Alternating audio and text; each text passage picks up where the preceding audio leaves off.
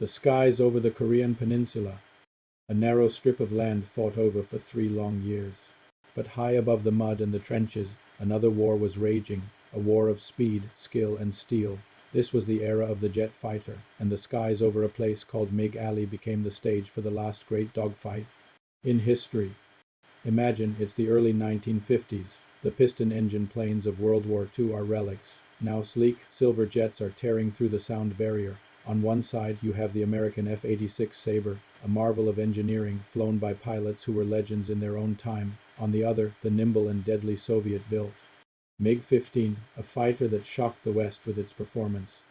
When these two titans first clashed, the results were devastating. The MiG-15, with its powerful cannon and incredible climb rate, could dance circles around the early American jets. The UN forces were in trouble. The B-29 bombers, the flying fortresses that had dominated the skies just a few years earlier, were now sitting ducks. Something had to change, and fast.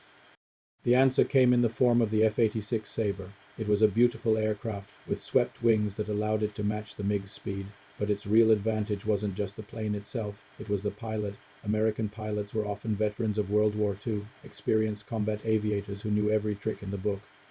They also had the G-suit, a simple but ingenious piece of gear that helped them withstand the crushing forces of high-speed turns, giving them a critical edge in a dogfight. And what dogfights they were! Picture this: dozens of jets screaming across the sky at over 600 miles per hour, weaving and turning in a deadly ballet. Sunlight glinting off silver wings, tracers from machine guns and cannons crisscrossing the blue canvas. It was pure chaos, a three-dimensional chess match where one wrong move meant the end. The pilots called this treacherous piece of sky MIG Alley, and it became the most dangerous airspace in the world. The Sabre pilots developed new tactics on the fly. They flew in formations of 4, called the Fluid 4, allowing them to cover each other's 6. They learned to use the Sabre's superior diving speed to escape a tight spot or to pounce on an unsuspecting MiG. It was a constant learning process, with lessons often paid for in blood. One of the great mysteries of the Korean War was who was actually flying the MiGs. Officially, they were North Korean and Chinese pilots, but the radio chatter told a different story. American pilots frequently heard Russian being spoken over the airwaves. It was an open secret. The UN's top aces were facing off against elite Soviet pilots, many of them veterans of the Eastern Front in World War II. It was a clandestine clash of superpowers, a secret war fought thousands of feet in the air. This era produced incredible heroes, men like James Jabara, the world's first jet versus jet ace, and Joseph McConnell, who became the triple ace with 16 confirmed victories in just a few short months. These pilots weren't just flying planes.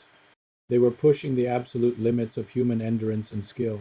Every mission was a gamble, a test of nerve and reaction time where a split-second decision could be the difference between a victory roll and a fiery crash. But why do we call it the last great dogfight?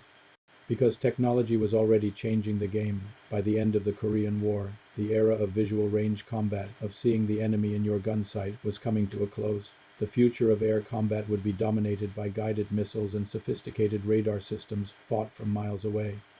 Pilots would soon become systems managers as much as stick and rudder aviators.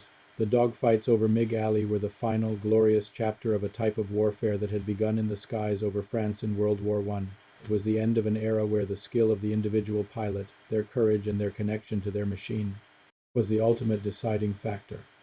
It was a raw, visceral, and incredibly dangerous form of combat that we will likely never see again on such a scale. The legacy of MiG Alley is immense. The lessons learned there in tactics, aircraft design, and pilot training shaped air forces for decades to come. The F-86 Sabre and the MiG-15 became icons of the Cold War, symbols of the technological and ideological battle being waged across the globe. So the next time you see a jet streak across the sky, take a moment to remember the pilots of the Korean War. Remember the courage it took to climb into a single-seat cockpit and fly into MiG Alley, where legends were forged in the crucible of combat. They were the knights of the jet age, the last masters of the dogfight. Thanks so much for watching. This is a story that truly fascinates me, and I hope you found it as compelling as I do. If you enjoyed this journey back in time, please hit that like button and consider subscribing to the channel for more stories about history, technology, and the incredible people who shaped our world. Let me know in the comments what piece of aviation history you'd like to see next. Until then, fly safe.